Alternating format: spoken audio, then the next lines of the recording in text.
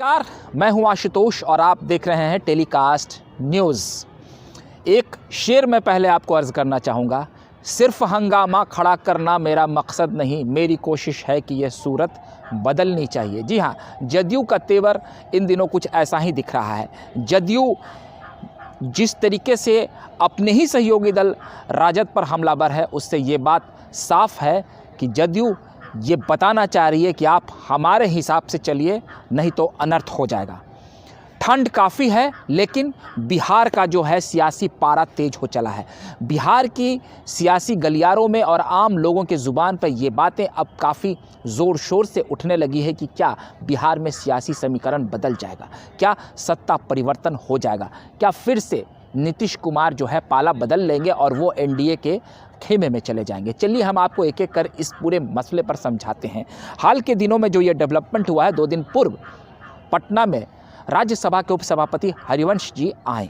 उनका आगमन तो एक निजी कार्यक्रम के लिए हुआ था, लेकिन जो चर्चाएं आम हो रही है कि नीतीश कुमार से उनकी लंबी बातचीत हुई है और प्रधानमंत्री नरेंद्र मोदी का वह संदेशा लेकर आए थे। एनडीए के साथ जिन बातों को लेकर पेंच लगा हुआ था, उन पर लगभग अब समझौता बनता दिख रहा है, ऐसा अंदर खाने से सूचनाएं मिल रही है। तो क्या 14 जनवरी के बाद बिहार में कोई नया सियासी उलटफेर हो सकता है? इन बातों को हम इस तरीके से समझ सकते हैं कि जिस तरीके से अयोध्या में 22 जनवरी को राम मंदिर का प्राण प्रतिष्ठा है, इसे लेकर जदयू इन दिनों पूरे तरीके से खामोश है। उसकी सहयोगी दल राजद जो है इस पर कई प्रकार के हमले कर रही है। राजद कोटे से कई मंत्री हैं जो समय समय पर कह रहे हैं, आपने देखा होगा प्रोफेसर चंद्रशेखर हो या राजद विधायक फतेह बहादुर सिंह हो, इन लोगों ने यहाँ तक कह दिया कि मंदिर मानसिक गुलामी का प्रतीक है। इससे आप वोट बैंक की राजनीति भी से भी जोड़कर देख सकते हैं। लेकिन वहीं इससे उलट जो राजद है वो लगातार अपने सहयोगी दल माफ़ कीजिए, लेकिन इससे उलट जो जदयू है वो लगातार अपने सहयोगी दल राजद पर हमलावर है और वो राजद को यह नसीहत दे रही है कि आप इन मसलों पर हंगामा मत करिए। ये जनता की भावनाओं से जुड़ा हुआ मसला है। निश्चित तौर पर यह नीतीश कुमार के लिए भी किरकिरी होगी। लेकिन आप ये बात समझ लीजिए, जो इंडिया गठबंधन की चौथी बैठक 19 दिसंबर को दिल्ली में हुई थी, उसके बाद से नीतीश कुमार बीजेपी पर हमलावर काफ़ी कम है, क्योंकि उस बैठक में ऐसा नीतीश कुमार को लगा कि उन्हें तवज्जो नहीं दिया गया, उन्हें संयोजक भी नहीं बनाया गया। हाल के दिनों में फिर ये चर्चाएं आम हुई कि नीतीश कुमार को संयोजक बनाया जाएगा, लेकिन ऐसी कोई बात नहीं हुई। नीतीश कुमार चाह रहे थे कि उन्हें संयोजक भी बनाया जाए और प्रधानमंत्री का चेहरा भी बनाया जाए।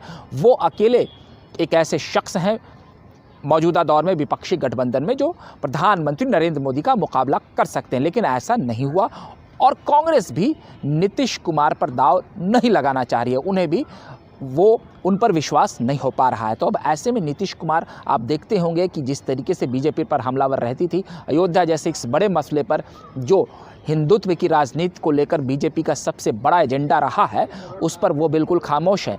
नीतीश कुमार कई मौक़ों पर खुले मन से कहते थे कि जो अटल अडवाणी का दौर कुछ और था, लेकिन हाल के दिनों में अब मतलब उनका इशारा नरेंद्र मोदी और अमित शाह की जोड़ी पर था कि अब देश में कोई काम नहीं होता है। ये लोग धर्म के आश्रय बंटवारा कर रहे हैं और सांप्रदायिक उन्माद का माहौल फैला रहे हैं और देश में अमन और शांति को बिगाड़ रहे हैं और आपसी सौहार्द को भी बिगाड़ रहे हैं। मतलब जब भी हिंदुत्व के एजेंडे की जो हार्डकोर लाइन निकल कर कभी सामने आती थी, या उस तरीके से जो हिंदुत्व के एजेंडे को लेकर के जो बीजेपी कुछ बयान देती थी, या हिंदुत्व के उसके एजेंडे पर हमेशा नीतीश कुमार हाल के दिनों में भी प्रहार करते दिखते थे, लेकिन इस बार वो बिल्कुल खामोश है। अब तो सूचना ऐसी भी मिल रही है कि उन्हें भी राम मंदिर कि प्राण प्रतिष्ठा के लिए न्योता भेज दिया गया है कल।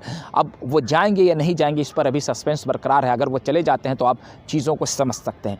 लेकिन बिहार में जो सियासी उलटफेर होने की जो संभावना है, उससे और बल इसलिए मिल रहा है क्योंकि जदयू कोटे के एक बहुत ही कद्दावर मंत्री जो नीतीश कुमार के काफ़ी करीबी हैं, उन्होंने भी राज्यपाल से कई बार मुलाकात की है। तो क्या बिहार में विधानसभा भी भंग हो सकता है, या रातों रात सत्ता परिवर्तन हो जाएगा? और बीजेपी के साथ किन मुद्दों पर जदयू की बातचीत अटकी हुई थी, क्या वो उन बातचीत को अब पूरा मतलब वो बात बन गई है या नहीं बनी है? लेकिन ये बात तो अब तय है कि नीतीश कुमार की पार्टी जो जदयू है वो राजद से काफ़ी दूरी बनाकर चल रही है। नीतीश कुमार किसी तरीके का कोई संवाद नहीं कर रहे हैं, कुछ बोल नहीं रहे हैं, लेकिन उनकी खामोशी एक बड़ा इशारा कर रही है। तो कई मसलों पर आप देख सकते हैं। सबसे बड़ा जो मामला है अयोध्या का मामला, इस मामले पर जदयू पूरी तरीके से खामोश है और कई मौक़ों पर बीजेपी से सुर में सुर मिला रही है। एक और मैं आपको वाकया बता देना चाहता हूँ। राजधानी पटना में एक बहुत बड़ी घटना हो गई है। यहाँ फुलवारी शरीफ के पास 2 महादलित परिवार की जो बच्चियां हैं, मतलब जो नाबालिग हैं, उनके साथ दुष्कर्म हो गया है और उसके जो दुष्कर्म में जो संलिप्त व्यक्ति हैं, जो वहाँ के स्थानीय लोगों का कहना है, जिस पर शक है या जिसने इस घटना को अंजाम दिया, वो फ़िलहाल फ़रार है और प्रशासन के लिए काफ़ी किरकिरी बनी हुई। लेकिन इस मामले पर भी जो बिहार की प्रमुख विपक्षी दल है बीजेपी के नेता बहुत खामोश है। आप देख लीजिए, विजय सिन्हा आए दिन बिहार में घूम कर और शराब और कहीं हत्या, लूट, अपहरण जैसे मामलों पर सरकार को घेरती थी, लेकिन इस मामले पर वो बिल्कुल चुप है। सुशील मोदी भी कुछ नहीं बोल रहे हैं और भी कई ऐसे मामले हैं जो आप देख सकते हैं। इधर विगत 2-4 दिनों में बीजेपी जदयू पर कम हमलावर हो रही है। ऐसे में कहीं ना कहीं ये बातें, इन बातों की ओर इशारा हो रहा है कि कुछ तो बातें चल रही हैं। वहीं राजीव प्रताप रूढ़ी ने भी कहा था, हाल में एक मीडिया बाइट्स में उनसे पूछा गया तो उन्होंने भी कहा कुछ भी हो सकता है। जीतन राम मांझी भी कह रहे हैं कि सत्ता परिवर्तन हो सकता है। ऐसे में जदयू और बीजेपी का जो एक नया समीकरण अगर बनता है तो ये देखना काफ़ी दिलचस्प होगा। बहरहाल, आपको हमारा ये वीडियो अच्छा लगा हो तो कृपया आप इसे लाइक, सब्सक्राइब और शेयर करें। अगली बार हम फिर नए वीडियो के साथ हाजिर रहेंगे। तब तक के लिए हमें इजाज़त दीजिए। बहुत बहुत धन्यवाद।